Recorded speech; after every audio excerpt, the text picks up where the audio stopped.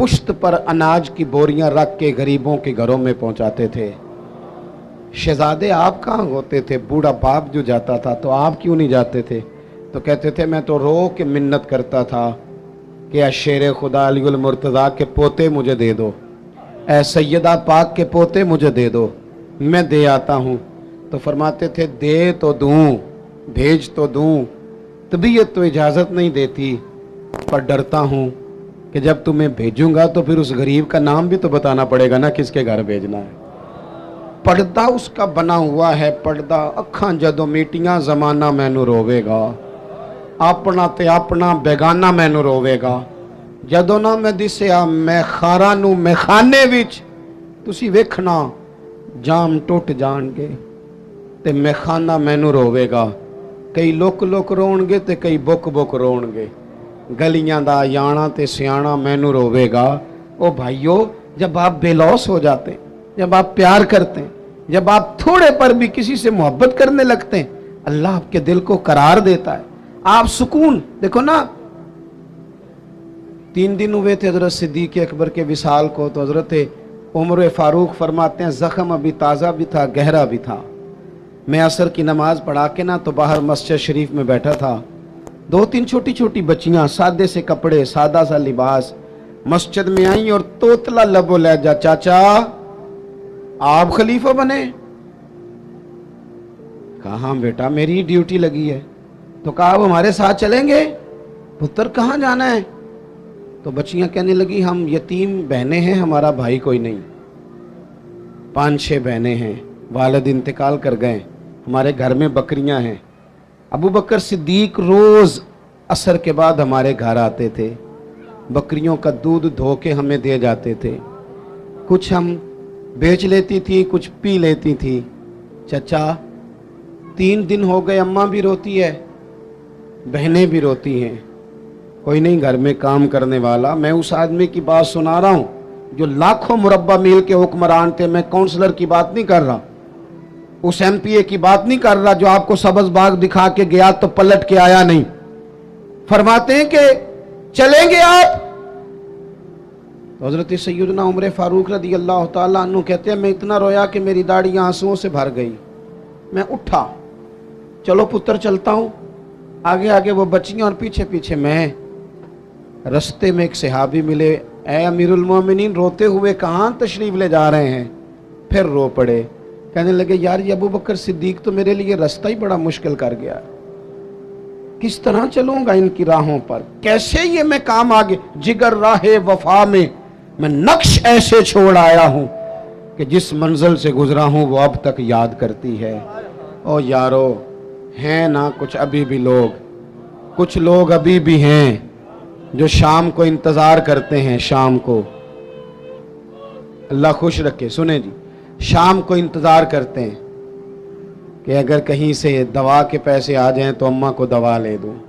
कुछ हैं लोग जो मुंतजिर रहते हैं, अभी भी मुंतजिर रहते हैं कि अगर कोई सबब लग जाए ना तो चलो मैं भी ताज़ा फल जो आया है इस मौसम का, मैं भी वो अपने बच्चों को खिला दिया करूं। दोस्तों, हुजूर ने हमें सबक दिया है, ये हमारा तज़किया किया है, लालच से बचकर कोई काम जिंदगी में अपनी आखिरत के लिए भी तो करना चाहिए।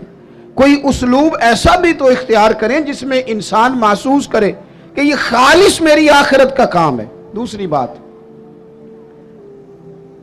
जब तक हम सब अपने आप को कानून के हवाले करना पसंद नहीं करते उतनी देर तक तज़किया नहीं होता। एक तबका ऐसा आ गया है कि जो समझता है कि ये कानून किसी और के लिए है, मेरे लिए नहीं। जब तक इंसान अपने आप को पेश नहीं करता, तवज्जो है मेरी बात पर आपकी? मेरी बात पर तवज्जो है आपकी?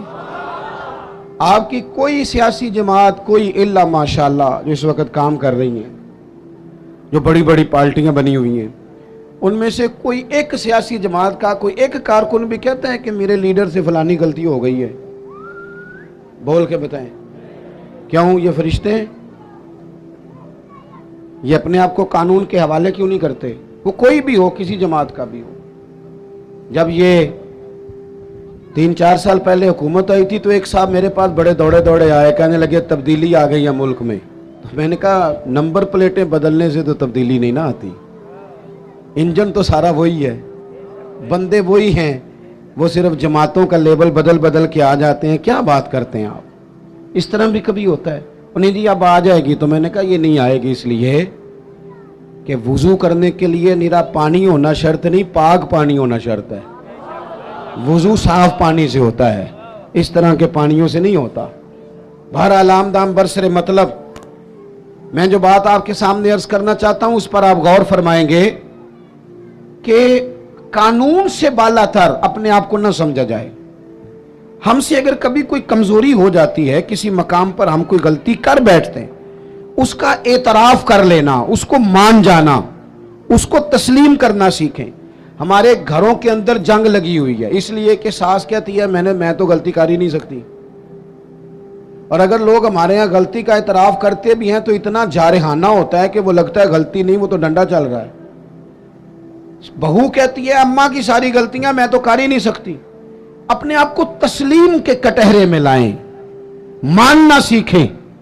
اگر کسی جگہ آپ محسوس کرتے ہیں نا کہ یہاں میں بھی بھول گیا تھا تو مان لیں۔ بڑے بڑے لوگ مان جایا کرتے تھے، بڑے بڑے لوگ تھے جو رجوع کر لیتے تھے۔ تسلیم کرنے کا، مان لینے کا مزاج بنائیں۔ آپ کی جرت ہے آپ کسی بڑے آدمی کو، طاقتور کو کہہ سکیں کہ تو مان جا، تیرے اندر یہ کمزوری ہے۔ کوئی مانتا ہے؟ ہم مانتے ہیں؟ ہاں نہ تو کرو نا۔ غلطیاں کرتے ہیں کہ نہیں؟ مانتے ہیں۔ پھر میں نا ایک دفعہ اپنے علاقے میں موٹر سائیکل پہ ایک دوست کے پیچھے بیٹھا ہوا تھا، تو روڈ کے اوپر ہی نا ایک صاحب نے دوسرے کو ٹکر مار دی موٹر سائیکل کی۔ اب وہ غلط ٹکر ماری، اس سے غلطی ہو گئی، تو ٹکر اس کو لگ گئی، وہ بندہ گر گیا۔ تو اب وہ گرنے والا اٹھا تو جس نے ٹکر ماری تھی نا وہ اس پہ چڑھائی کر گیا، کہنے لگا کب سے میں ہارن بجا رہا ہوں، کب سے میں اشارے دے رہا ہوں، کب سے لائٹیں دے رہا ہوں، دیکھا نہیں جاتا، چلا نہیں جاتا۔ اب وہ بندہ گرا بھی تھا، تکلیف بھی ہوئی تھی، اور جس کی غلطی تھی وہ پریشر بھی ڈال رہا ہے۔ تھوڑی دیر کے بعد وہ رخصت ہو گیا۔ میں جب تک قریب چلا گیا، چند سیکنڈ لگے، وہ بندہ بیچارہ گرا تھا، اٹھ کے چلا گیا۔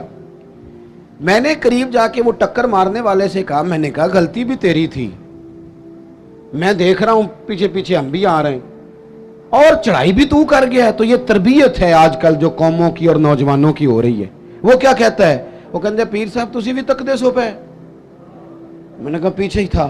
کہنے لگے گل تو اڈی ٹھیک ہے، غلطی میری سی، پر جے میں نہ چڑھائی کرتا تھے انہیں کر جانی سی۔ یہ مزاج ہے، یہ ہنسنے والی نہیں تو رونے والی بات ہے۔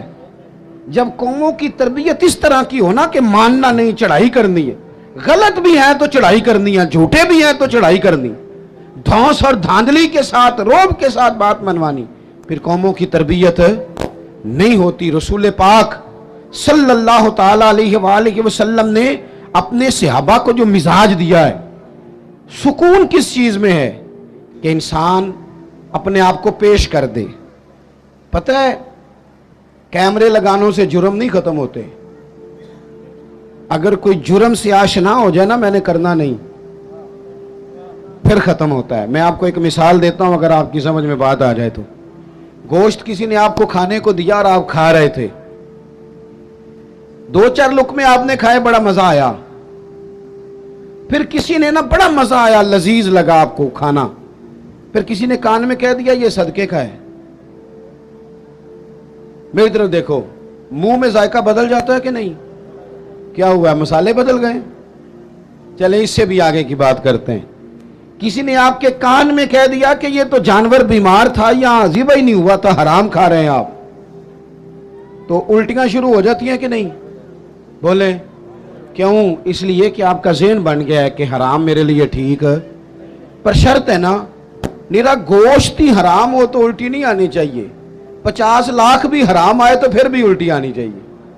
ہم نے نا کچھ چیزوں کے لیے اپنا ذہن بنایا ہے کہ حرام کھانا نہیں۔ تو اگر حرام، وہ ایک دوست ہمارے بات سنانے لگے، کہنے لگے ایک آدمی کو نا ایک مہنگا سا جوتا پڑا ہوا گلی میں مل گیا، پر 1 پاؤں ملا، تو وہ ڈھونڈنے لگ گیا کس کا ہے، کس کا ہے، کس کا ہے، کس کا ہے، ڈھونڈنے لگ گیا۔ تھوڑی دیر آگے جا کے نا، 2 پیر بھی مل گیا، پر اس نے بندہ ڈھونڈنا بند کر دیا۔ پھر وہ گھر لے آیا. اب پورا ہو گیا نا. اس طرح کا تقوی نہیں. آپ وہ شریعت کے ہر حرام کو حرام سمجھیں.